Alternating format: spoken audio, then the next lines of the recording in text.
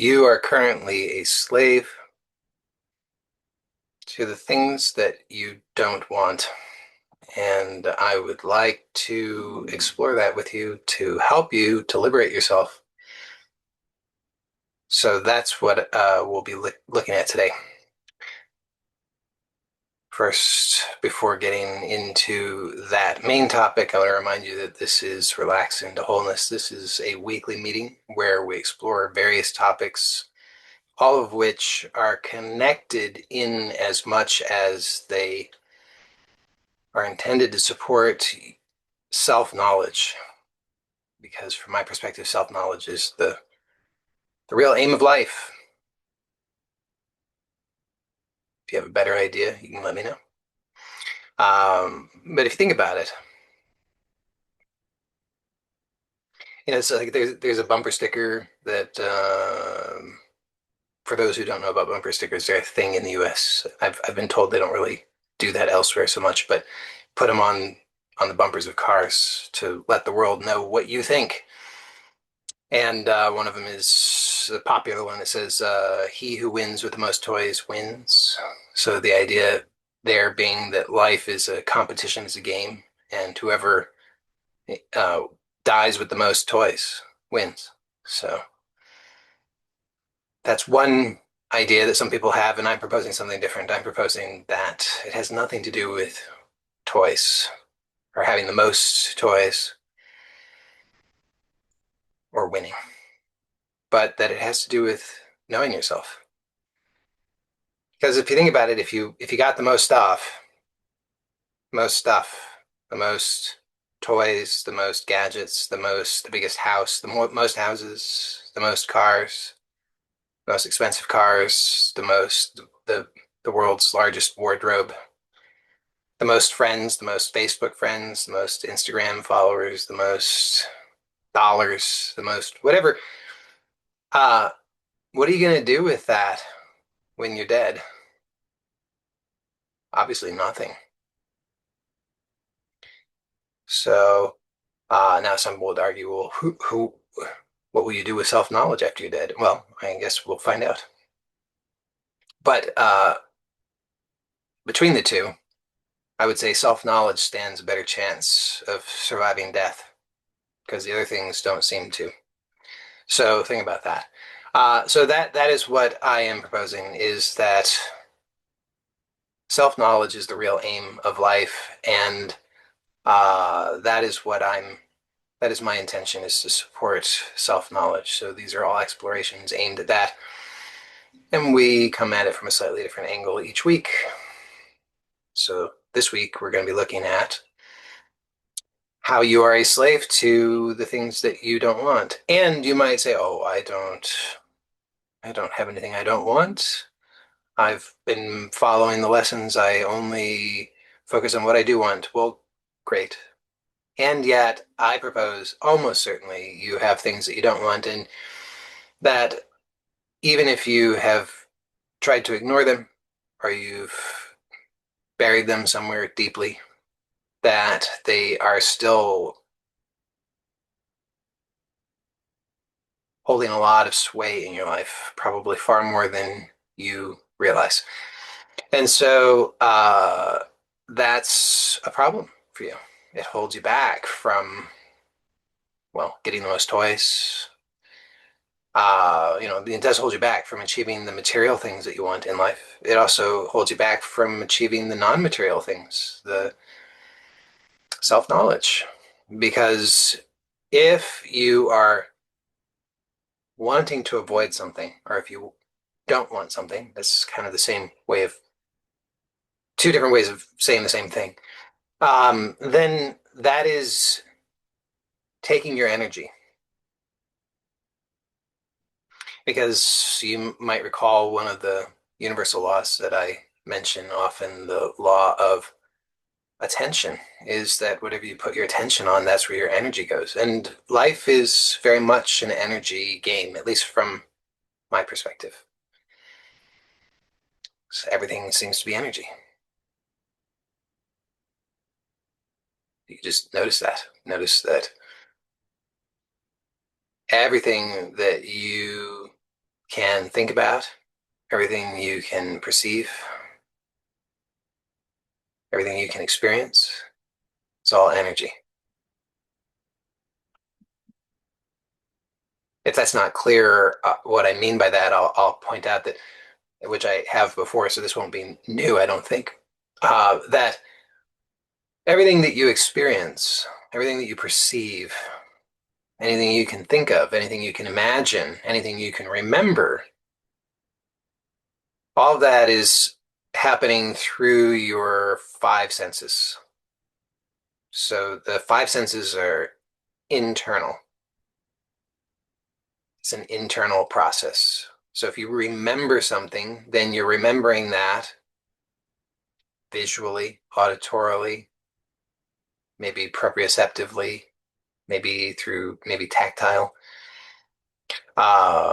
olfactory, smelling, or gustatory, tasting. So that's pretty much what you got. Is your five senses. Can you remember something in a different way? And no, you can't. I mean, if you can, you let me know. If you think about something, then the way that you think about it would also be through those five senses, some combination of them. Sometimes, because I mention this because sometimes people hold up thinking as though it's its own unique category of experience, but it's not. It is something that is experienced through the five senses. If you think about something, just notice, think about something, anything you want, and notice how do you think about it. Now, a lot of people probably will notice that when they think about something, it's like there's a little voice inside that they can hear saying words.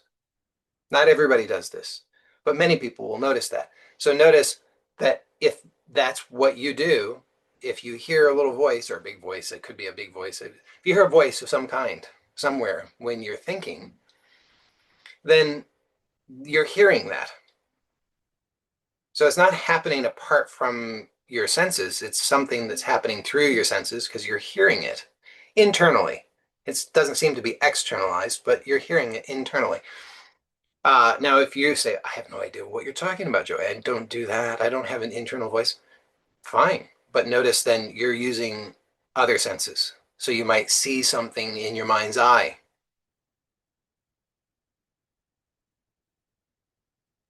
Those would probably be the most common strategies that people use is seeing and hearing. Could be a combination of the two. Now, if depending on the nature of the thing that you're thinking about, then there could be other senses involved. So you could think about uh, biting into a lemon. And for many, if you've had the experience of what a what a lemon is tastes like, then you might be using your taste, your sense of taste. Also, there might be a sense, there might be like a sense of texture or something like that. So that would also be like a felt sense. So my point here is just that you use your senses, your five senses, in order to think, in order to remember, in order to imagine, to perceive, all of that. It's all happening through your five senses. Now, all of those five senses are energetic. So it can all be measured energetically. So what can be seen can be measured as in terms of light, and the light is vibrating at different rates, which accounts for the differences in perception of color, for example. Same goes for taste, smell, and sound. Did I cover all of them? If I missed one, that one also. Same thing. Felt. So all of it can be measured in terms of energy. It's all vibration. It can be measured in terms of like hertz, which is vibrations per second. So it's all energy. So what we're dealing with is energy. Anything that you want is any experience that you have is an experience of energy. Any goal that you aspire to, in order to achieve that, it's a matter of energy. So you need to be able to direct the energy in the way that you want. But what most people are doing most of the time is unconsciously directing the energy in pretty much every way other than what they want. By the way, I don't know if this is an aside or not. It might be an aside or it might be very much on point. But since I'm on the topic of directing energy and directing energy specifically in ways that you don't want, think about this for a moment. Every time that you complain, either outwardly or inwardly, what do you think is happening? If you just pay attention in light of what I've just said and pointed out, you might notice something really interesting and useful, which is that every time you complain, you are using your creative faculties, your your five senses, in order to direct energy exactly into the forms that you don't want. Right? If you complain, you don't complain about what you want. You complain about what you don't want.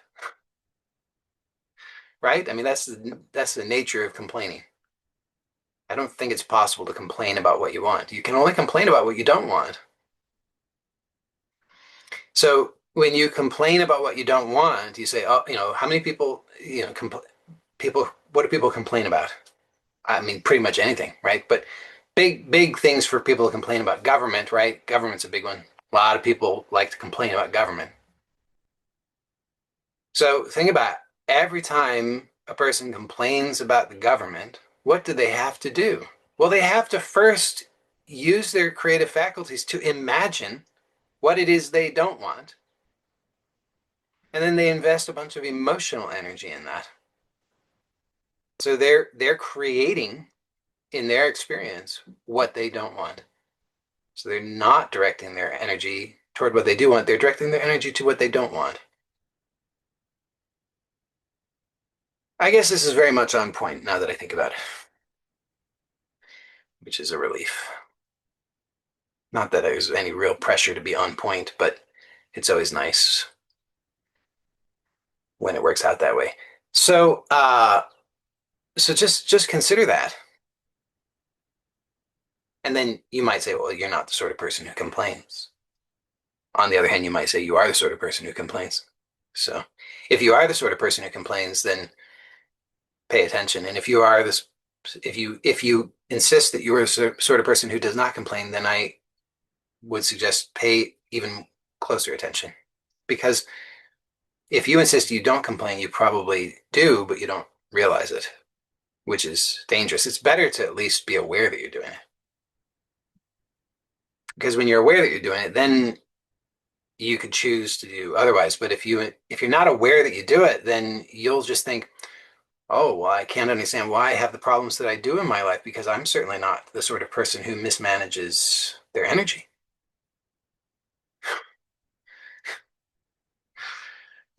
And behind that, of course, would be a complaint, like life's not fair because I do everything right and nothing works out for me. So the good news is that you are a powerful creative being. I guess it cuts both ways. It's good news and bad news, but it's mostly good news. You're a powerful creative being. You're creating your experience, which means that you have the ability to change what you are not satisfied with. But if you want to make that change, then you have to be willing to make change. And that's where a lot of people get hung up because a lot of people will say, well, I'm already perfect. I'm doing everything right. And they say, okay, maybe I'm not perfect, but I'm doing so many things right. I'm trying so hard. I've done all of these things. I've listened to all the videos. I've read all the books. I I'm doing so much and life's not fair. It's not giving me my due. I should be getting more than what I'm getting. then we're like, okay, and how well is that working out for you? Because you can continue to keep that position for a long time, but I don't think things are really going to change much if you keep that position. You have to be willing to make the change. So it's good news. It's good news to recognize where you are making choices that are not working out well for you, because that gives you the ability to then make changes to that. So I encourage you, don't resist seeing your blind spots. Don't resist acknowledging how things are, how you might be mistaken. It's good. It's useful. Okay. So now, if you've been around in these meetings before, then you've probably heard me say that one of the most important things is to have clarity about what you do want. So I want to just review that briefly so that that's clear to everybody, because if that wasn't clear, then maybe everything else would not make as much sense. So I just want to take a moment to review that because it is important, and it's also one of those things that remarkably so often we can forget about. We can be so busy doing so much, trying so hard, putting in so much effort. But it's really, we want to keep in mind this idea of leverage. Leverage is really important. Because if you think about this image, perhaps it will be a familiar one to you. I've used this before of a teeter-totter. It's a playground toy. I don't know what you call it. Equipment on playgrounds in the US. If it's not worldwide, I apologize. But we also sometimes call them seesaws, and they are now I don't know what they're called in Italian. I'm sorry, but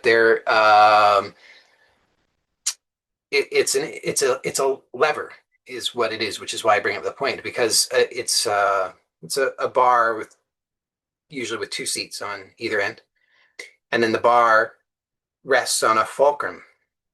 Okay, and so the amazing thing about a teeter-totter is that you can make a teeter-totter work with two different people of completely different sizes. They can sit on either end, and if they place the bar on the fulcrum in the right way, then the amount of uh, my it's been a long time since high school physics. I don't know if it's force or what it is, but the amount of whatever on either side becomes equally distributed. So you can have a small child who weighs, you know, whatever they weigh, 25 pounds. I don't know what that is in kilograms, sorry. And, this enormous adult who weighs 200 pounds. I could figure that out in kilograms, but I won't. Um, if it was 220 pounds, then that would be 100 kilograms. There you go. Make my math easy. Um, so we can make the child 22 pounds, so that would be 10 kilograms. How about that? Amazing. And if you distribute that properly and place the teeter totter on the fulcrum in the right way, then it's as if they weigh the same. This is the power of leverage. When you want to achieve something in life, then it's wise to do that with maximum leverage because leverage is so powerful. And if you're not using it to your advantage, it's working against you. This is really important.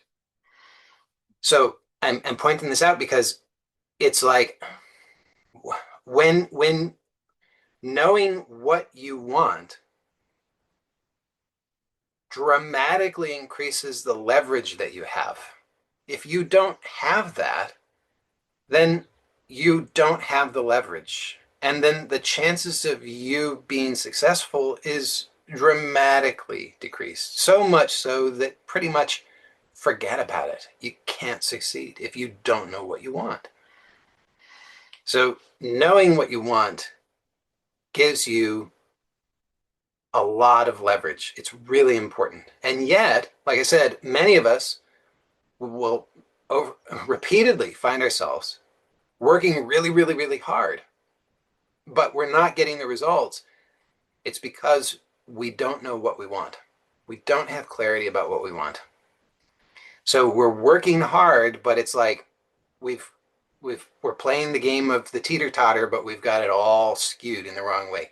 We've got it so that, the little kid's up in the air and can't get down because the weight is distributed in such a way that that 220-pound adult is just sitting on the ground and the kid's up in the air forever, like, help, help, let me down. So we can change that by knowing what we want.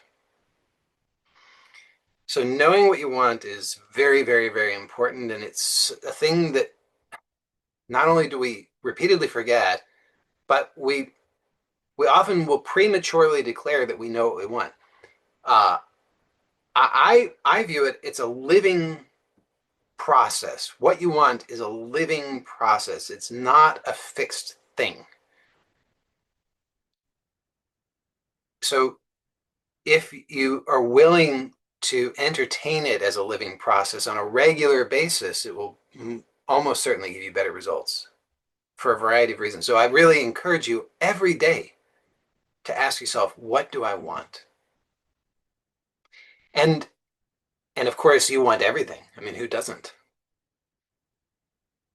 I mean, are you really going to turn actually, I was going to say you're really going to turn any of it down, but at a certain point you will. This is a real blessing when it happens. Of course, it's also everything cuts both ways, I suppose. But it will happen to people at a certain point. There's a certain point of call it maturity. That makes it sound nice. But there's a certain point at which a person will start to realize that they don't really want those things. They don't, it's not that they actively don't want not to have it, but rather that they no longer want it.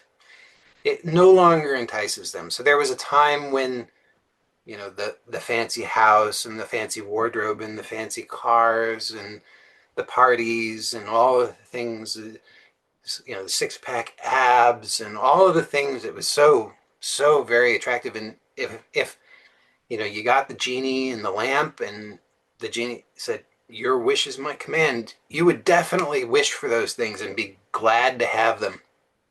But there comes a point, the genie comes and he says, your wish is my command. And you say, hold on, not so sure. Right? You're not so quick to to wish for those things any longer because you realize I don't really want them. They're not really that interesting to me any longer.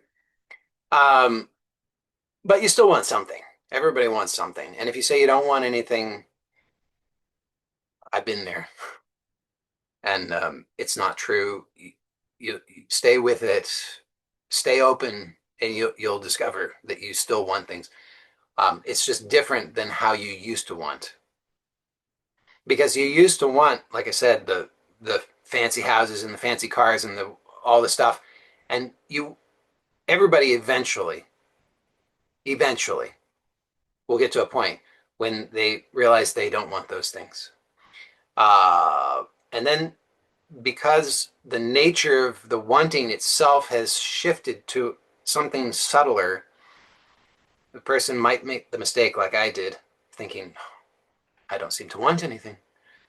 But if you have to stay with it, just stay open-minded. Continue to ask the question, what do I want? Because if you're in a human form, almost certainly you want something. almost certainly. Uh,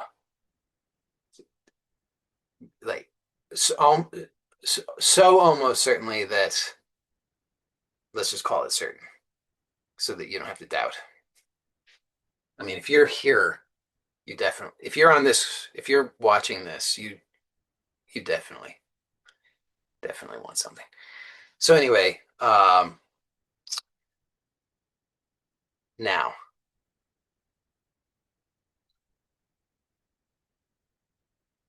for many things up to a point that's like magic. Just knowing, just getting clarity about what you want and consistently putting attention on it is uh actually all that's required in order to fulfill the desire in many cases.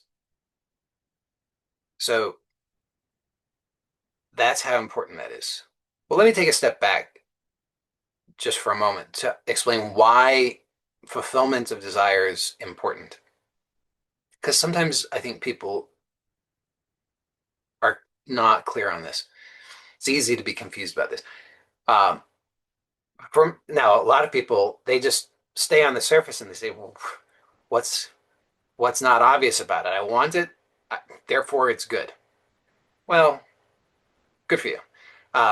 If you're content with that for now, great. Be content with that. But some people they scratch a little beneath the surface and then they start to question, well, what is the value in desire, and well, particularly in fulfilling desire. And so I think that that's useful to explore briefly. Also, to put this in context, this is because also there are some traditions that teach that desire is the enemy, basically, right? That desire is bad. If you want true fulfillment, if you want true happiness, if you want true peace, if you want true spiritual evolution, then sometimes what's taught is, well, desire is your enemy. You got to get rid of desire. As long as you have desire, you're going to be unable to actually evolve in this way. Well, there's some truth in that, but it's also there's nuance, and so people, not surprisingly, will misunderstand that, and then they'll sometimes seek to to deny themselves desire, which is a misunderstanding. Because if you think about it, if you have desire, then just telling yourself that you don't desire or trying to deny the desire does not actually remove the desire. You still have the desire, but now you're just trying to suppress it.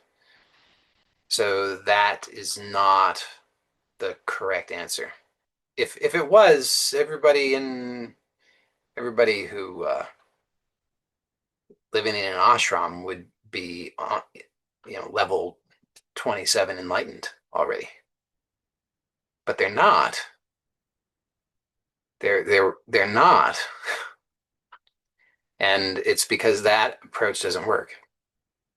Just trying to deny or suppress desire doesn't work. So having desire is it is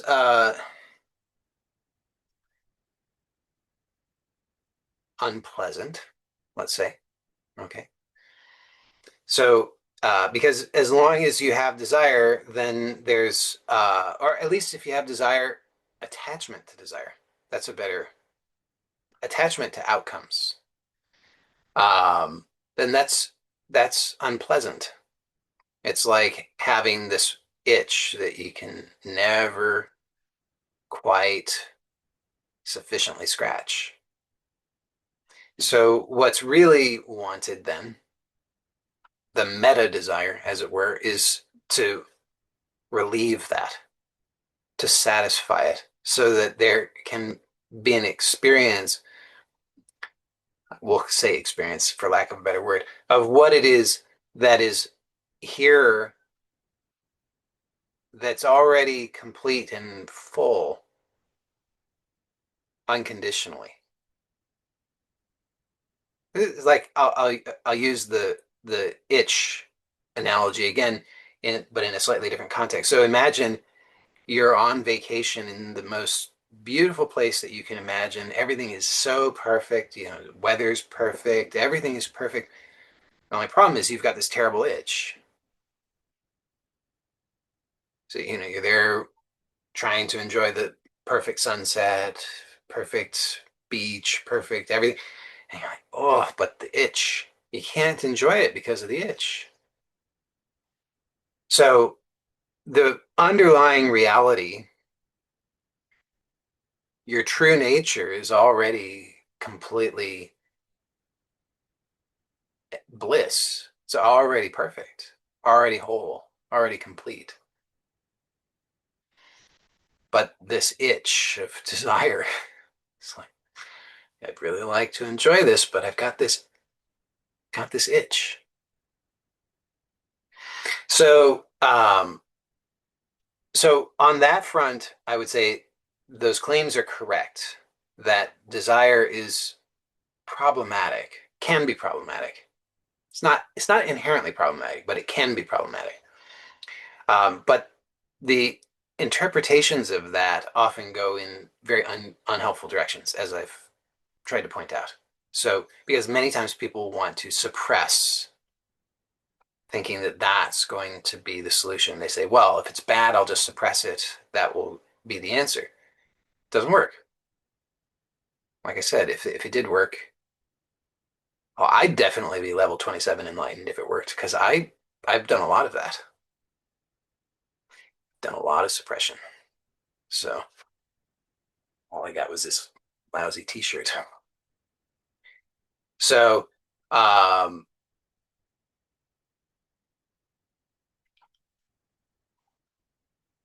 satisfying desire, fulfilling desire, is a viable solution. So and I've said this many, many times, so I'm repeating myself, but I think it's useful to repeat.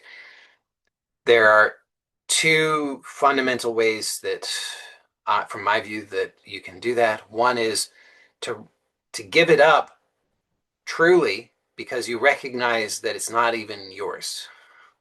Strange as it might seem, many of the desires that you have are not even really your desires. You borrowed them, or they were like inculcated into you. You were told you must be a doctor, you must be a lawyer, make us proud. Don't don't ever come home again unless you have your MD. And so you think, well, that's your desire now. You think, or you see all the people you follow on Instagram with their Ferraris, and you think you also want a Ferrari, but come to find out you don't actually want a Ferrari.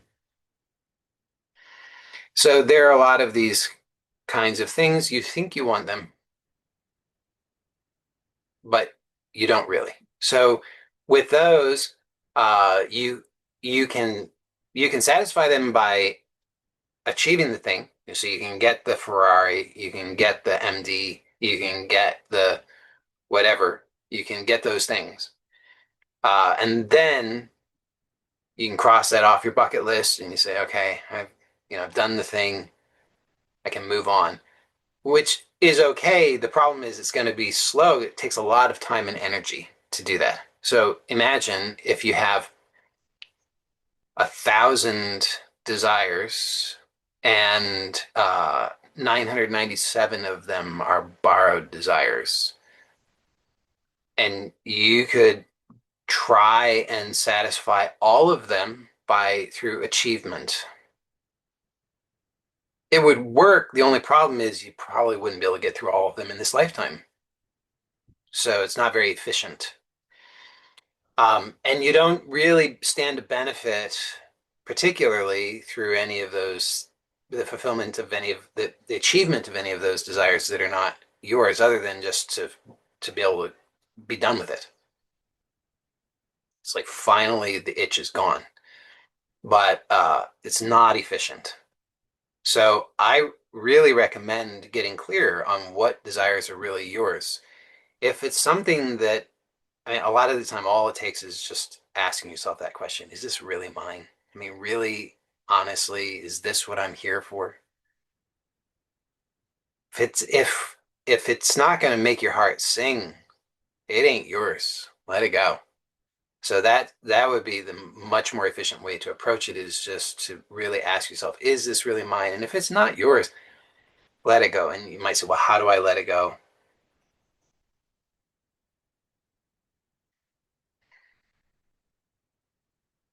I'm going to punt on that and say I've covered that in other videos, and I'll cover it again. And if there's time today, which I don't think there will be, I'll cover it again today. But just for the sake of uh, continuing with the point for today, I'm gonna punt on that. But that would be my recommendation, is to let go, and that might take practice. It might not.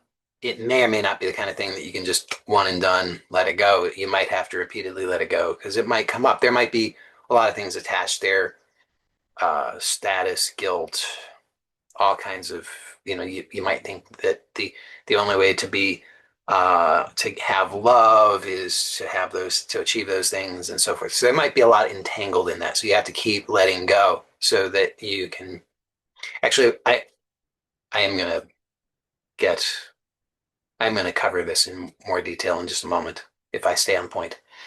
So I'll leave it at that for now. And then the other uh the other small fraction of the desires that you have are what I would consider to be your true desires. And those are connected to things that you actually want to learn. So there are lessons that you want to learn, and those desires are there as a vehicle for you to learn those things that you want to learn. So try as you might, you won't be able to let them go. Well, at least letting them go, it might be more efficient just to manifest those things rather than to try and let them go, because the amount of time and energy that you would put into just letting them go would probably be more than if you were to manifest them. So in terms of efficiency, it would be more efficient to actually manifest those things. Because you try and let it go, and you try and let it go, and you try and let it go, and you try and let it go, and you try and let it go, and still there it is. It's like you have you have this dream of being a concert musician, and you're like, I'll just let it go, and you let it go, but then it comes back, and like, that's weird. Okay, let it go. Say, wow, here it is again. How strange. You let it go, keeps coming back over and over and over and over. Maybe it's yours. So you could just keep letting it go, and maybe that would work in the long run, but it might be more efficient for you actually just to manifest it. So that's the second possibility, is to manifest it. So um, I recommend then you write those things down that are your desires, and then prioritize them. What's the most important? What's the second most important? What's the third most important? Beyond that, you don't need to prioritize them, because I really recommend that you don't focus on any more than three at a time. Preferably only one, if you can pull that off, because you just the more focus that you put on any one, the more energy will go to that. Um, okay, so now you know what you want. You've prioritized it. You're going to focus on that. So every day, read it. And remarkably, as I said a short while ago, and perhaps surprisingly, with many desires, just doing that much will actually result in you achieving that, manifesting what it is that you want. Now, I'm not saying that there might not be outer actions that might not happen. Of course, there might be. If you want to be a concert pianist and you've never played the piano before, then probably you're going to take some lessons. Probably, right? You're probably going to practice playing piano. But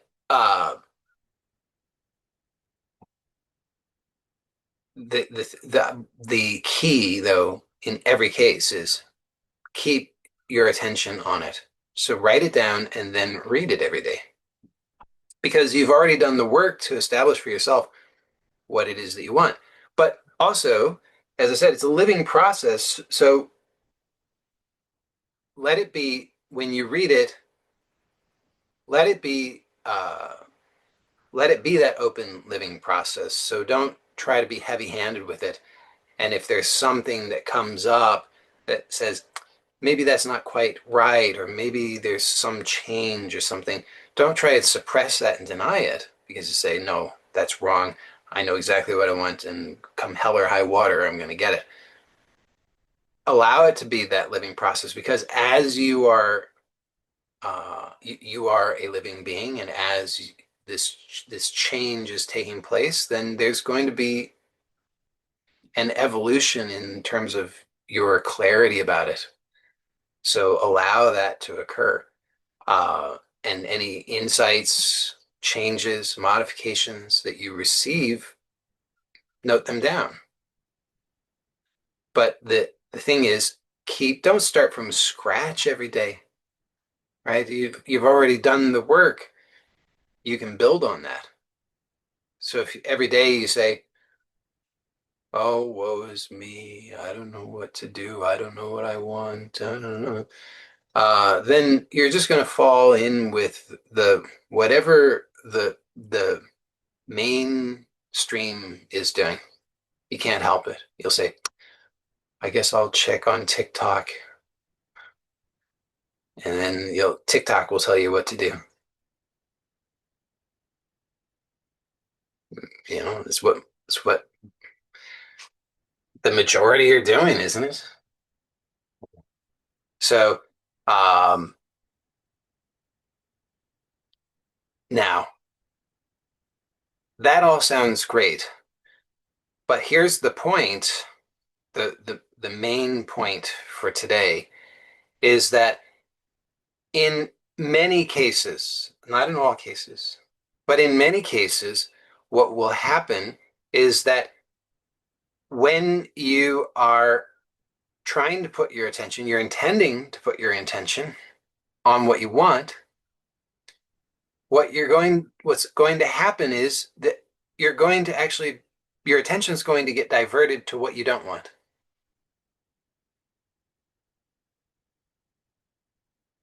So think about this for a moment. Better yet, test it out. Put your attention for a moment on something that you are pretty sure you want.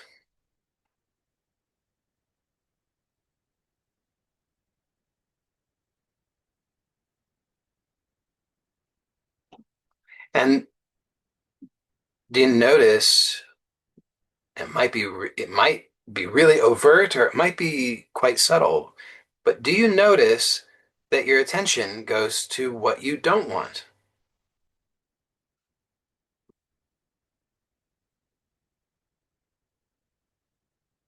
Often it will be in the form of, I have to have this because if I don't, then this undesirable thing would occur. This is for a lot of people, this is I'll give some examples. So there's three main categories that most desires fall into: health, money, and relationship.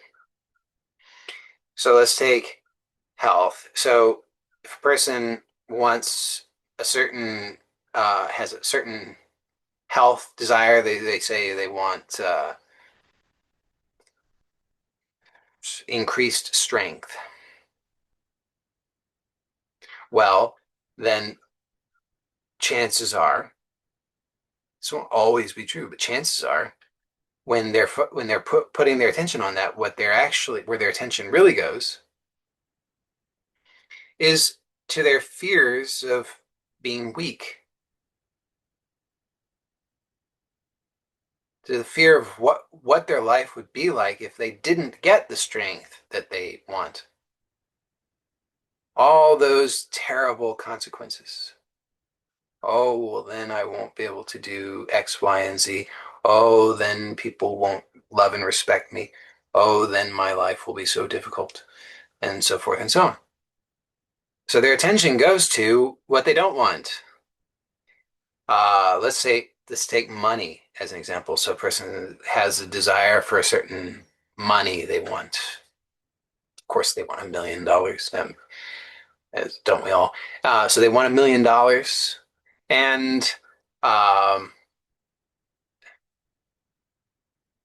in the background, where their attention goes is if I don't get the $1 million, right? If I don't get the $1 million, then they'll, bank will repossess my house and my car, and I'll have nowhere to go, and I won't be able to eat the foods that I prefer. I'll have to, get whatever they're serving at the homeless shelter. You can tell I've thought about this. But so have you in your own way, right? Unless, if money's not your thing, then you don't think about that. But then let's take relationships. So person says, "Oh, I want now relationship is that's a as with all of these, they're broad categories.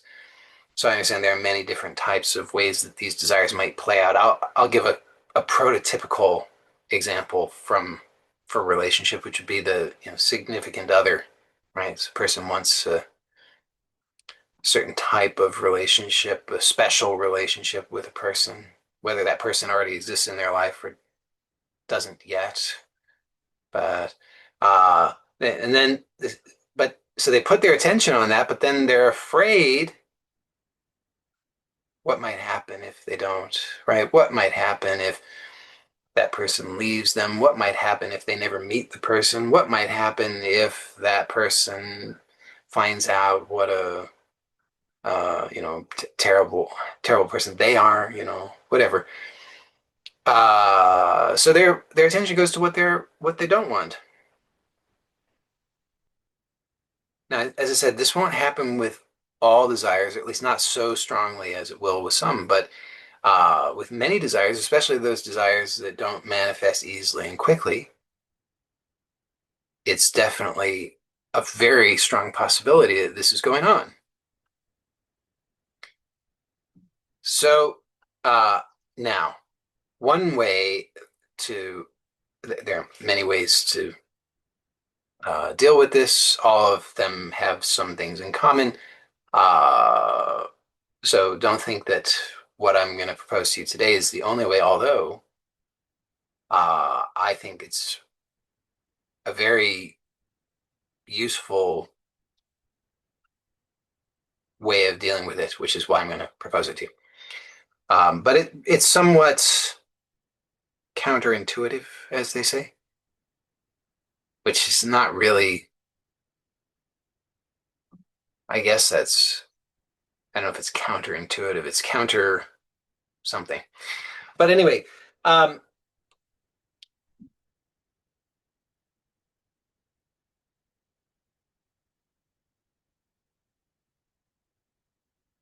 that thing that you don't want, or the things that you don't want, the things that you're afraid of, it only has power over you because you resist it.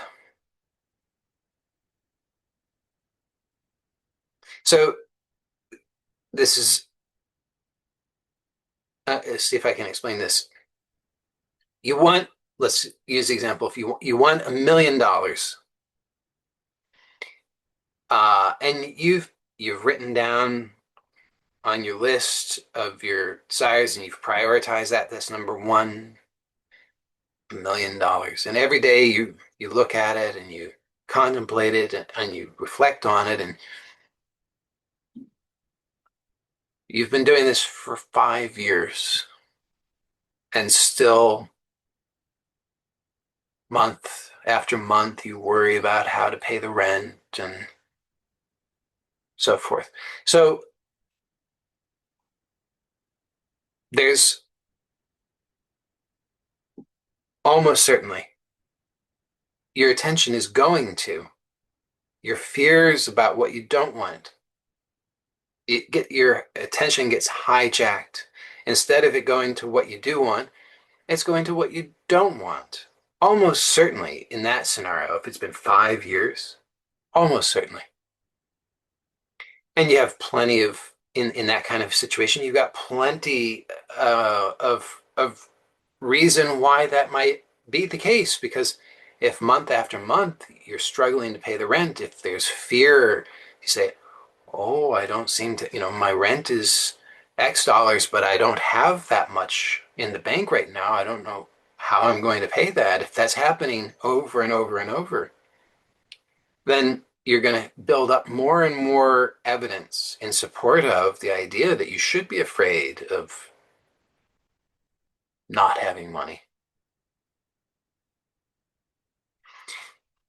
So the problem, though, is that because you want the $1 million, you need to be able to put your attention on that instead of having your attention drawn away and put on what you don't want. I mean, think about it. How much time do you spend worrying about the things that you don't want in a given day? And you might say, well, it depends if it's a good day or a bad day, right? I know how that goes, right? Because sometimes you say, well, it's a good day. I only worried for an hour. But then there's the rest of the week when you're worrying pretty much around the clock. You can't sleep, right? I mean, but taken on average, let's say in a month, how much time do you suppose you spend worrying about what you don't want? And you can say most of the time, because that would be true, wouldn't it? I mean, unless you're not that sort of person, but you're kind of that sort of person, aren't you? I mean, don't you spend an awful lot of time giving attention to what you don't want? And then how much time do you give attention to what you do want?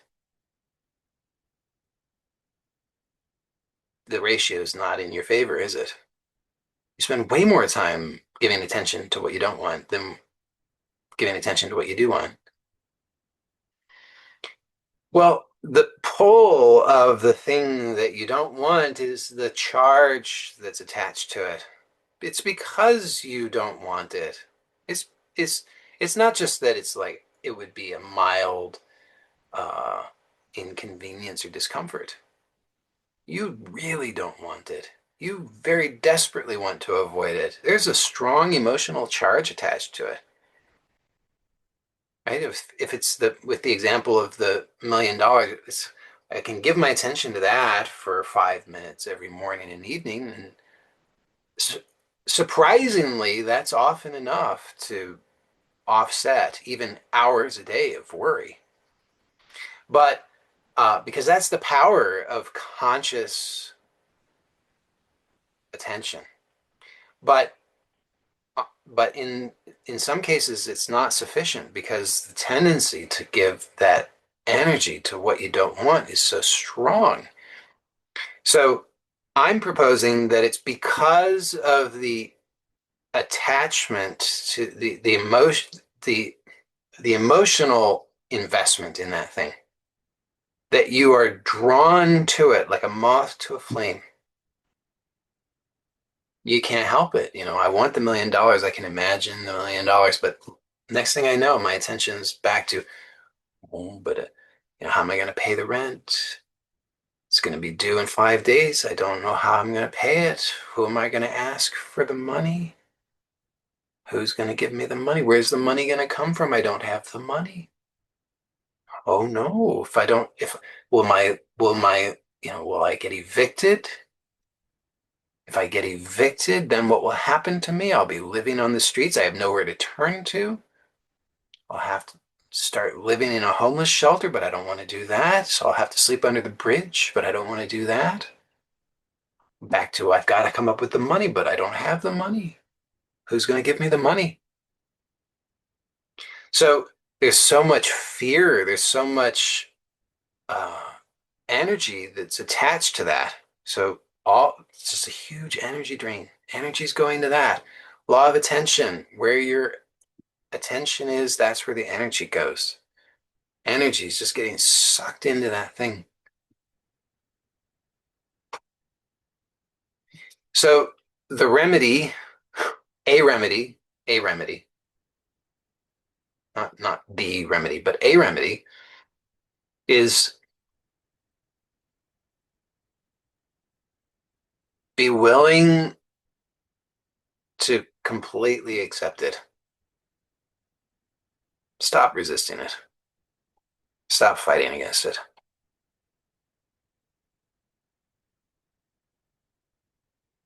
Like I said, it seems counterintuitive. It's not the right term, but it's the term that people use. So I don't have a better one off the cuff. So it seems counterintuitive, and yet, yes, there you go, counter habitual. Um, you have the ability to completely make peace with it. So what? So worst case scenario. Think about the worst case scenario. The thing that you are desperately trying to avoid. And notice when you imagine that, how you're trembling, oh no, I'm so weak, I'm so powerless. This has all the power over me. I can't do anything. Little me, I'll be destroyed by it. I'll be destroyed by being homeless. I'll be destroyed if that person stops adoring me. I'll be destroyed if I don't get six pack abs. I'll be destroyed if if the pain in my knee continues. I'll be destroyed. It's too much.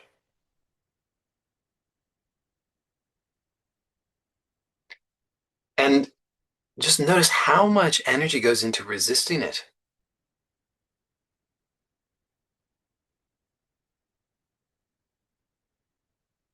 And for a moment, be willing just to say, okay, just stop fighting it. Just for a moment. So there's the same thing, same exact scenario. It's not your preference. It's not what you want. There might be uncertainty, inconvenience, discomfort, pain, all kinds of things that you think you want to avoid. It's sensible to want to avoid those things. And yet, you have been a slave to those very things because you have desperately tried to avoid them. This is why it's so-called counterintuitive, counter-habitual. It is counter-habitual, so-called counterintuitive. Because we think, well, Joyce says law of attention. If I give my attention to it, then I'm going to be creating that. I can't make peace with it. I can't accept it. I have to resist it. But see, the resistance to it is you giving all your energy to it. You're giving your attention to it, giving all your energy to it. The more you struggle, the more energy you give to it. So to finally just say yes, okay,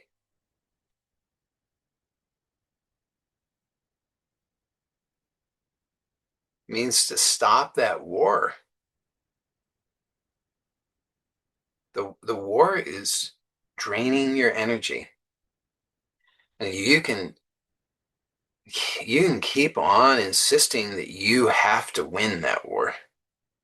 And But, tell the truth about it. How long has this war been going on? It's been going on a long time. You haven't won yet. What really makes you think that you're going to win if you haven't won yet? You're not going to win. So play it intelligently. Admit that your strategy hasn't worked. It's not going to work. Be willing to try a different strategy. Instead, just say, you know what? Maybe, possibly, I've misunderstood this whole situation.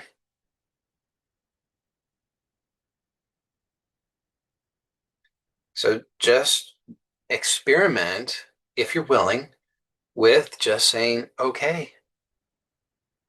And just notice when you say okay, and you really mean it, if you really mean it, so you have to be willing to maybe it seems a little dangerous, but you have to be willing to just say okay and really mean it. Like, okay, maybe that person will not adore me.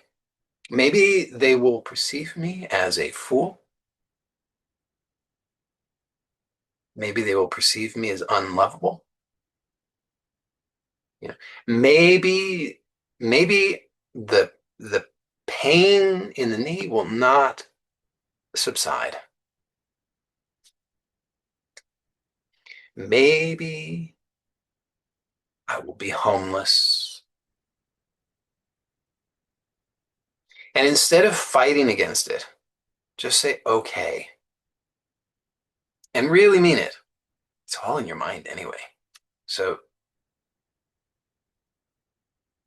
just for a moment, can you notice how what what a relief that is? What a relief.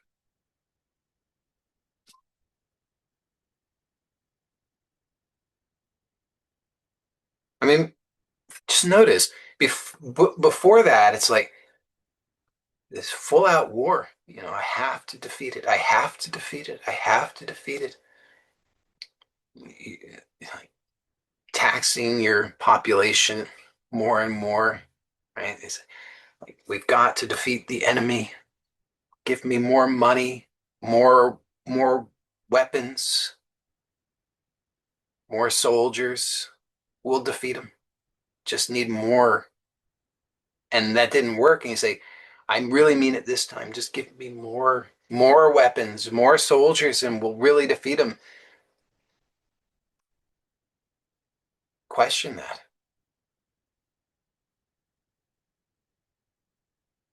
Maybe maybe you misread the whole situation from the beginning. Maybe it was not what you thought. Maybe it was never how you perceived it. And so the whole thing was just under the wrong pretenses. You can't know until you're willing to just stop for a moment. So that's the invitation is just say okay.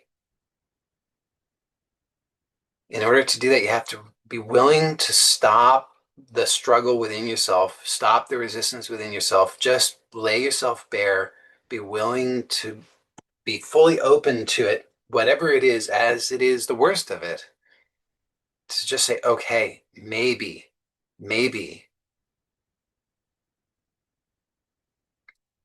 And I promise when you really do that, it's a relief.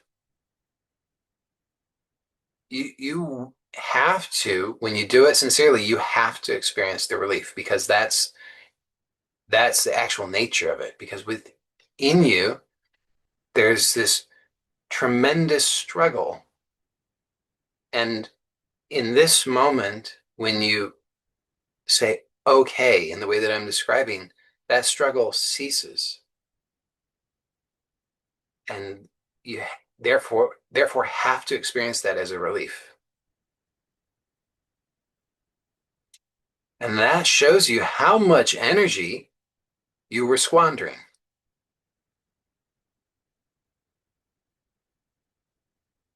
for nothing. You weren't getting anything good out of it.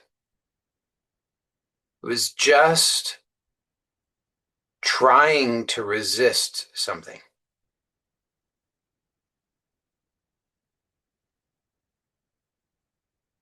And you probably completely misunderstood the whole thing from the beginning. So it wasn't even what you thought.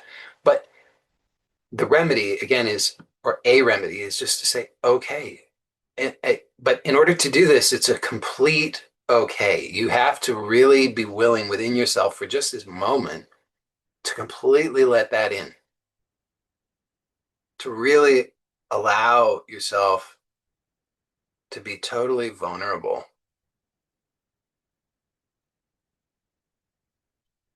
Now, I don't know how many times you have to do it. Maybe you have, maybe just once, maybe 10 times, maybe 100 times, maybe 100 times every single day for the rest of your life. But I can promise you this, no matter how many times you have to do it, every single time it will be worthwhile. Because the alternative is that you're going to be perpetually at war and you won't achieve what you really want. You'll just make yourself miserable.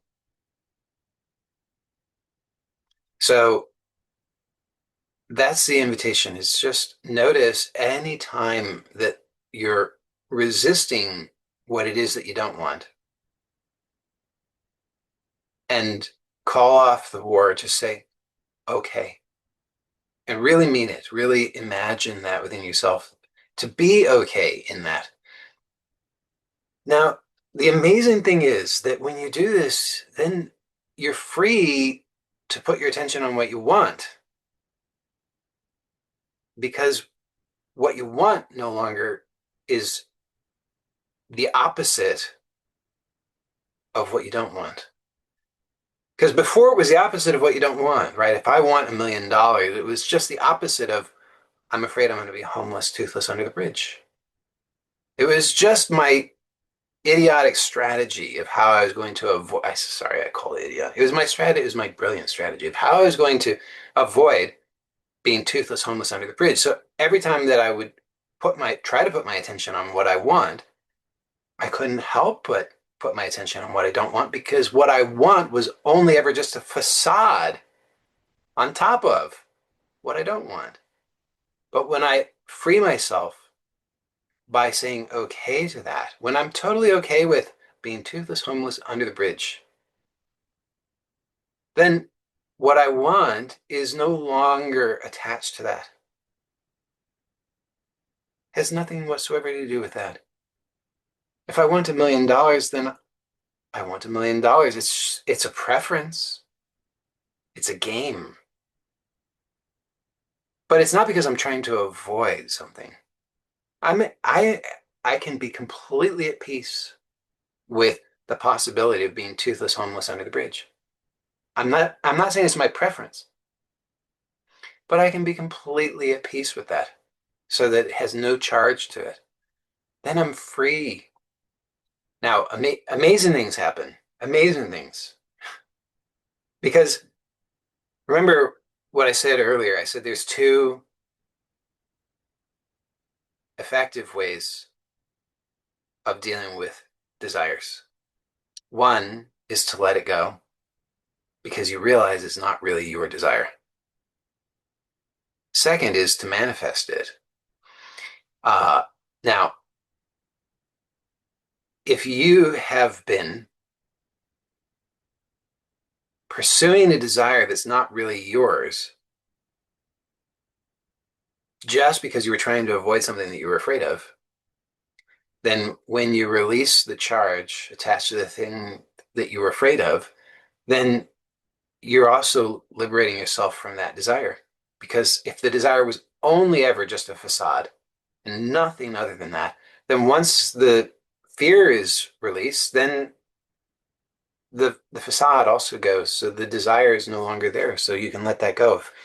If the only reason you wanted $1 million was to avoid being homeless, toothless under a bridge, then it's like, okay, what a relief. I don't have that desire anymore.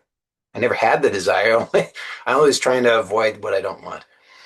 On the other hand, If the desire is authentically yours, which it may well be, because again, the desires that are truly yours are there because they're vehicles. They're vehicles for you to learn what it is that you want to learn. So if it's truly a desire of yours, now you're free to put your attention on that so that you can satisfy that, learn what it is that you want to learn. No longer being weighed down by trying to avoid what you don't want. So just that's it. Hopefully that's hopefully I've solved all of your problems and you've reached at least level 25 enlightenment. You might be curious to know how many levels there are because 25 sounds pretty good. You know, there's at least level 27, but how many are there? We'll leave that to another meeting. It's all a joke. I mean, that bit is a joke. The rest of it, not so much a joke, but the bit about level 25 and 27. So, for those who are here live, we'll stay on for the group coaching. For those who will watch this on YouTube, then I just want to say a few words in parting for today.